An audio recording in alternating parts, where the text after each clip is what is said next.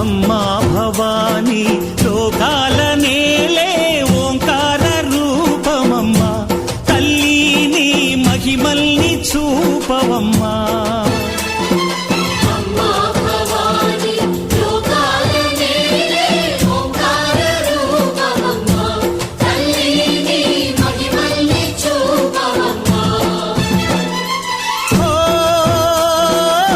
సృష్టికే దీపమా, శక్తికే మూలమా, సింహరథమే నీదమ్మా. అమ్మ దుర్గమ్మ భక్తులను దీవించుమా.